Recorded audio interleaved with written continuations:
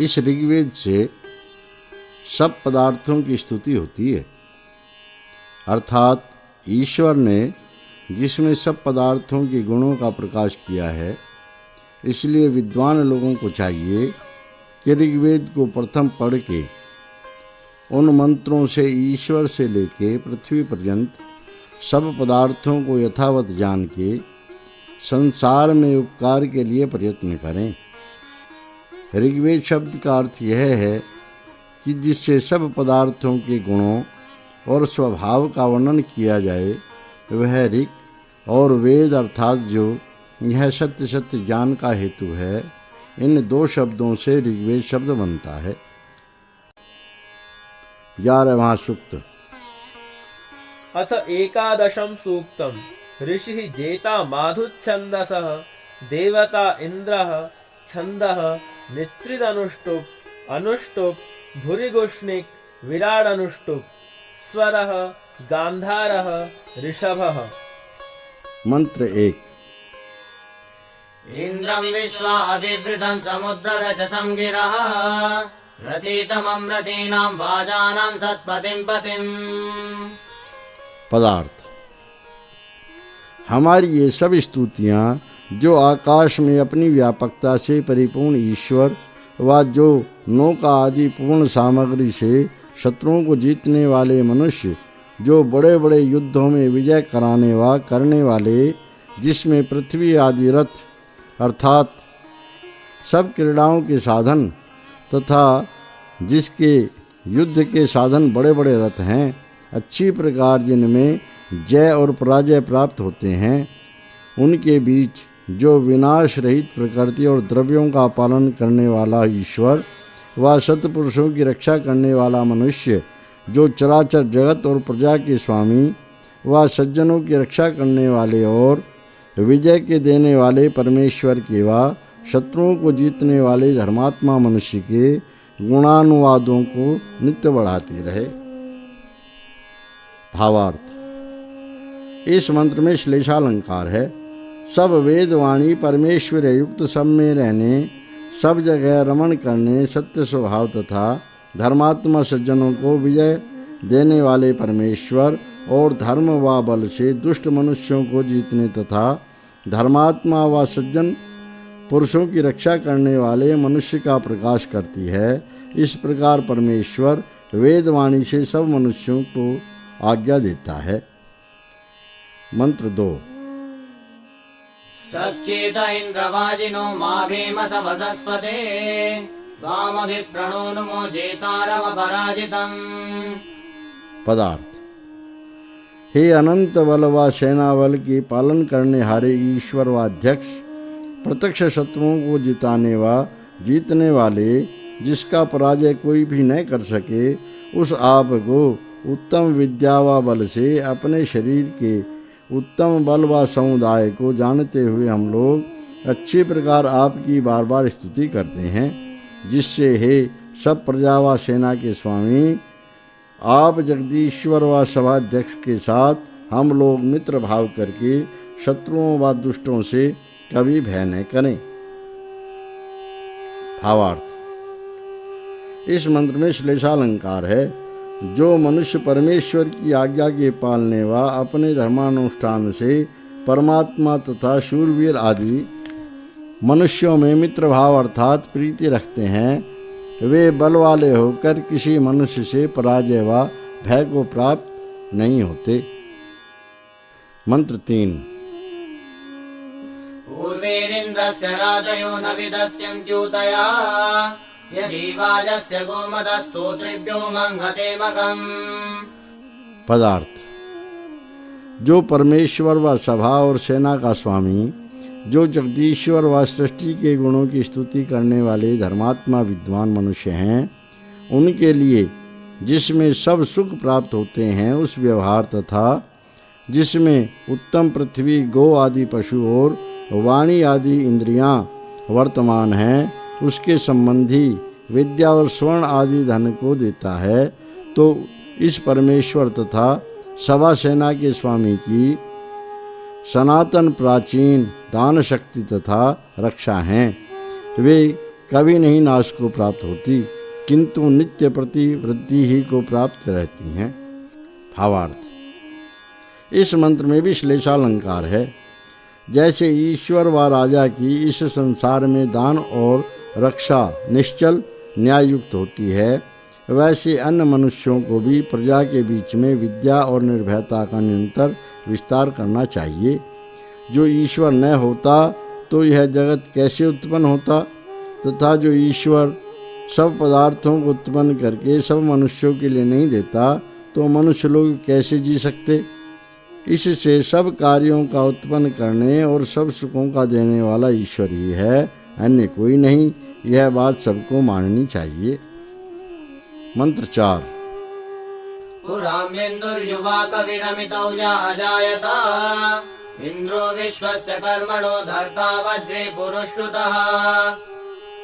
पदार्थ, जो यह अनंत बल का व जल वाला, जिसके सब पदार्थों को प्राप्त कराने वाले शस्त्र समूह व किरण हैं, और मिले हुए शत्रुओं के नगरों व पदार्थों का अपने प्रताप व ताप से नाश व अलग अलग करने, अपने गुणों से पदार्थों का मेल करने व कराने तथा राजनीति विद्या व दृश्य पदार्थों का अपने किरणों से प्रकाश करने वाला, बहुत विद्वान व गुणों से स्तुति करने योग्य सेनापति और सूर्यलोक सब जगत के कार्यों को अपने बल और आकर्षण गुण से धारण करने वाला उत्पन्न होता और हुआ है, वह सदा जगत के व्यवहारों की सिद्धि का हेतु है।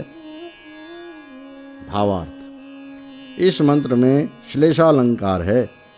जैसे ईश्वर का रचा और धारण किया हुआ यह सूर्यलोक अपने वज्र रूपी किरणों से सब मूर्तिमान पदार्थों को अलग अलग करने तथा बहुत से गुणों का हेतु और अपने आकर्षण रूप गुण से पृथ्वी आदि लोकों का धारण करने वाला है, वैसे ही सेनापति को उचित है कि शत्रुओं के बल का छेदन, साम दाम और दंड से शत्रुओं को छिन्न भिन्न करके बहुत उत्तम गुणों को ग्रहण करता हुआ भूमि में अपने राज्य का पालन करे। मंत्र 5। संवलस्य गोमतो अपावरद्रिवो बिलम् त्वां देवा बिभ्युषस्तुज्यमाना आविशुः। पदार्थ, जिसमें मेघ विद्यमान है ऐसा जो सूर्यलोक है, वह जिसमें अपने किरण विद्यमान हैं, उस भय रहित मेघ के जल समूह को अलग कर देता है। इस सूर्य को अपनी अपनी कक्षाओं में भ्रमण करते हुए पृथ्वी आदि लोक विशेष करके प्राप्त होते हैं। भावार्थ, जैसे सूर्यलोक अपनी किरणों से मेघ के कठिन कठिन बदलों को छिन्न भिन्न करके भूमि पर गिराता हुआ जल की वर्षा करता है, क्योंकि यह मेघ उसकी किरणों में ही स्थिर रहता तथा इसके चारों ओर आकर्षण अर्थात खींचने के गुणों से पृथ्वी आदि लोग अपनी अपनी कक्षा में उत्तम उत्तम नियम से घूमते हैं। इसी से समय के विभाग जो उत्तरायण, दक्षिणायन तथा ऋतु, मास, पक्ष, दिन, घड़ी, पल आदि हो जाते हैं, वैसे ही गुण वाला सेनापति होना उचित है। मंत्र 6। तवाहं सूररातिभिः प्रत्ययायं सिन्धुमावदन् उपातिष्ठन्त गिर्वणो विदुष्टे तस्य कारवः। पदार्थ, हे धार्मिक घोर युद्ध से दुष्टों की निवृत्ति करने तथा विद्याबल पराक्रम वाले वीर पुरुष, जो आपके निर्भयता आदि दानों से मैं समुद्र के समान गंभीर व सुख देने वाले आपको निरंतर कहता हुआ प्रतीत करके प्राप्त हूँ, हे मनुष्यों की स्तुतियों से सेवन करने योग्य जो आपके युद्ध, राज्य व शिल्प विद्या के सहायक कारीगर हैं, वे भी आपको शूरवीर जानते तथा समीपस्थ होकर उत्तम काम करते हैं, वे सब दिन सुखी रहते हैं। भावार्थ, इस मंत्र में लुप्तोपमालंकार है। ईश्वर सब मनुष्यों को आज्ञा देता है कि जैसे मनुष्यों को धार्मिक, प्रशंसनीय, सभाध्यक्ष व सेनापति मनुष्यों के अभयदान से निर्भयता को प्राप्त होकर जैसे समुद्र के गुणों को जानते हैं, वैसे ही उक्त पुरुष के आश्रय से अच्छी प्रकार जानकर उनको प्रसिद्ध करना चाहिए तथा दुखों के निवारण से सब सुखों के लिए परस्पर विचार भी करना चाहिए। मंत्र 7। मायाभिरिन्द्रमायिनं त्वं शुष्णमवातिरः विदुष्टे तस्य मेधिरास्तेषां स्रवांस्युत्तिरा। पदार्थ।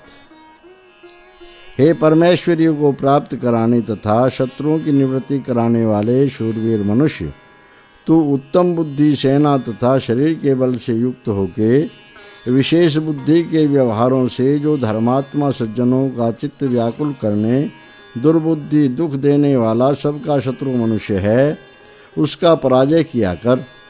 उसके मारने में जो शास्त्रों को जानने तथा दुष्टों को मारने में अति प्रवीण मनुष्य हैं, वे तेरे संगम से सुखी और अन्नादि पदार्थों को प्राप्त हों। उन धर्मात्मा पुरुषों के सहाय से शत्रुओं के बलों को अच्छी प्रकार निवारण कर। भावार्थ। बुद्धिमान मनुष्यों को ईश्वर आज्ञा देता है कि साम, दाम, दंड और भेद की युक्ति से दुष्ट और शत्रु जनों की निवृत्ति करके विद्या और चक्रवर्ती राज्य की यथावत उन्नति करनी चाहिए तथा जैसे इस संसार में कपटी, छली और दुष्ट पुरुष वृद्धि को प्राप्त न हो, वैसा उपाय निरंतर करना चाहिए। मंत्र 8। इन्द्रमीशानमोजसा विस्तोमा अनुशता सहस्रं यस्य रातयो तवासन्ति भूयसी। पदार्थ। जिस जगदीश्वर के ये सब स्तुतियों के समूह हजारों अथवा अधिक दान हैं, उस अनंत बल के साथ वर्तमान कारण से इस जगत को रचने वाले तथा सकल ऐश्वर्ययुक्त जगदीश्वर के सब प्रकार के गुण कीर्तन करते हैं। भावार्थ। जिस दयालु ईश्वर ने प्राणियों के सुख के लिए जगत में अनेक उत्तम उत्तम पदार्थ अपने पराक्रम से उत्पन्न करके जीवों को दिए हैं, उसी ब्रह्म के स्तुति विधायक सब धन्यवाद होते हैं। इसलिए सब मनुष्यों को उसी का आश्रय लेना चाहिए।